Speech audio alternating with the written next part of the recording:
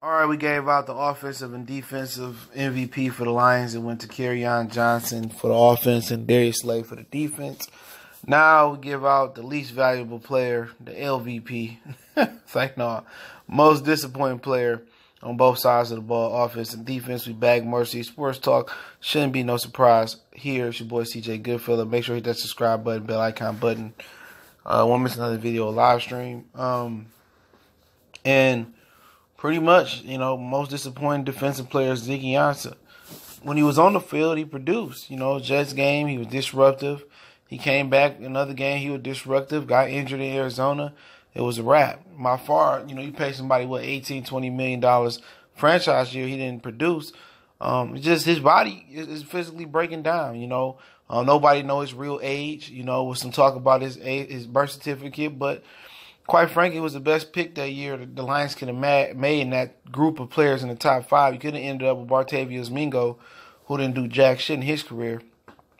And, Ziggy is a good player. He just couldn't stay healthy. Some guys just don't have a body to hold up in the NFL. You got some durable guys that come through the NFL and can hold up in the trenches. Ziggy Ansah, body just broke down on him. And the belief is that he's older than what, his Ghana birth certificate say he is. And he look older than that, so this is a guy who came to America to go to BYU and be the next LeBron James and end up playing football. So he don't have a ton of wear and tear on his body as far as football. You know what I'm saying? He didn't play in Pop Warner, middle school, high school, college, a lot of college, you know what I'm saying? But, then again, it happens. Some people just can't take the physical grind of the physicality in the NBA, the NFL, NHL, even MLB guys' bodies break down. You really can't believe in MLB unless you're a pitcher. You know what I'm saying? You should just stay in shape. You know what I'm saying? Shouldn't be that hard for Major League Baseball players to stay in shape and play a long time. But they abuse their body, drink beer, and eat peanuts on the bench and, gain a bunch of weight. But if they stay in shape naturally without using steroids, shouldn't be no problem. But you do have flabby bodies or flimsy bodies like Ken Griffey Jr., so it must be some type of wear and tear and grind swinging that bat, which it could be. But, overall, Ziggy Ansah was a huge disappointment.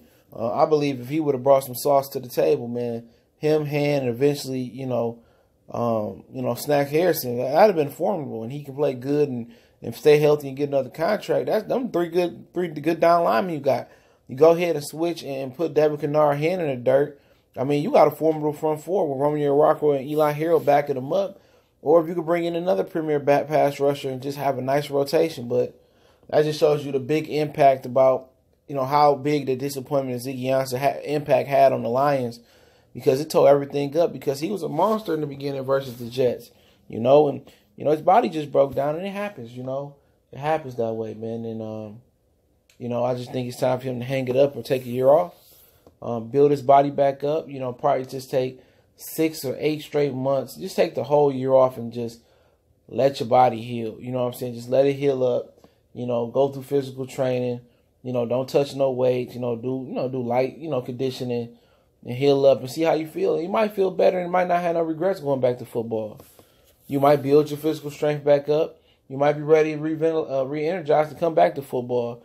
But I definitely think he needs a break to build his body up. It's hard to build your body up while you ain't never recovering from injuries and you get rushed to come back. And they shoot you with all these shots to numb it, and it's just deteriorating and tearing down. You think you're feeling better, but the problem is actually getting worse. So it's a point where it's just need to step away, build his strength back up, and see if you want to come back and play. I would take a whole year off if I was him. He's not one of those guys that's going to throw 100 pounds or 50 pounds on an off season. It's not going to happen with him. Go travel, or chill and just and build my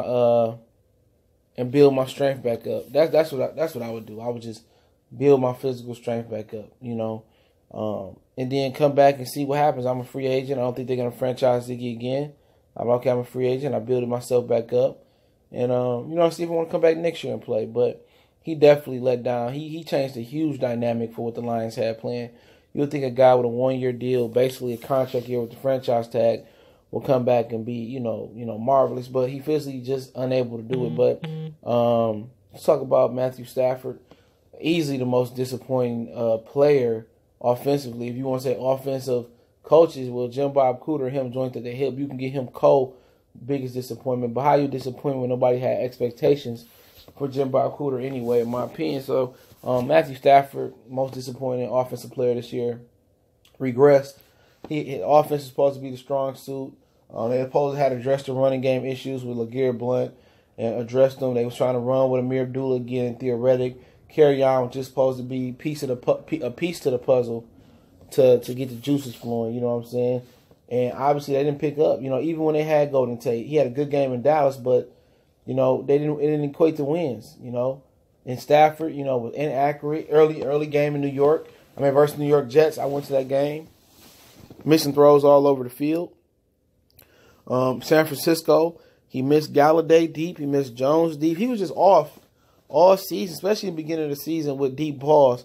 You know, he was just way off, man. He just wasn't himself, and people want to continue to blame the line. They want to continue to blame Jim Bob Cooter. At the end of the day, when is we going to hold Matthew Stafford accountable? 10 years of the same shit through three or four, you know, different offensive coordinators, man. You know, it's the same thing. Stafford, Burleson, and Ndamukong Suh, all these dudes have came and gone, you know, offensive, defense. But it's one it's one problem. It was two problems. It's still the Fords, and you still got Matthew Stafford. You know, two major problems is not going to make a positive. Two negatives don't make a positive. And he was disappointing this year. You know, played terrible. He was at an F. His Madden rating should be in the 60s after this year. And you want to say, oh, they traded Golden Tate. Before Golden Tate got here, he was terrible. Before he left, he was terrible. Before Marvin Jones got hurt, you know, even though he was hurt the entire season because he got injured in training camp, a lot of people forget that, you know, he was missing guys. He was missing Jones deep. Yeah, Jones dropped a couple balls. He had a knee injury. You know, he was missing, you know, he was making dumb reads and blaming it on Mike Roberts. You know, he was making dumb reads to the flag getting picked off by Eddie Jackson. He threw 4 picks versus the New York Jets. He went to San Francisco and lost the game. Y'all can blame it on the defense. The defense held up good enough through the game for him to even make a comeback when he could have made the throws in the beginning and went up 21 to whatever. Because he missed Galladay he hit Galladay and barely hit him on a touchdown pass, or the pass that put him in position for a touchdown. Then he missed him deep, and then he missed Jones a couple times deep in the second half, and one in the first half, I believe it was, if my memory serves me correctly, or something like that. So we're just keeping it real, man. He was the most disappointing offensive player of the year, and Ziggy Ansah, injury-wise, was the most disappointing player of the year. You know, at least Ziggy had an excuse. When Ziggy was playing, and for the Jets, he was disruptive. He had 2 or 3 sacks. Matthew Stafford, I had to say the most overall disappointing player of the year was Matthew Stafford over Ziggy Ansah. I don't care. Ziggy Ansah had an excuse. I'm hurt. I'm injured. I'm old. What's Matthew Stafford's excuse? Aaron Rodgers, you know, before this year, before he injured his knee in the beginning, he had an excuse. Before this year, you know, he had lost Bakatari. He was playing with Marshall Newhouse at left tackle, right tackle. He was losing running backs. He was losing receivers. He still produced. Tom Brady playing with all late round offensive linemen and the receivers you don't know, he still produced. You work $27 million, you supposed to still produce and still be on your A game, and he hasn't. And Bob Quinn could talk about all that stuff. Well, Matthew Stafford he really works with the receivers. Well, he must be working hard and not working smart, because I don't see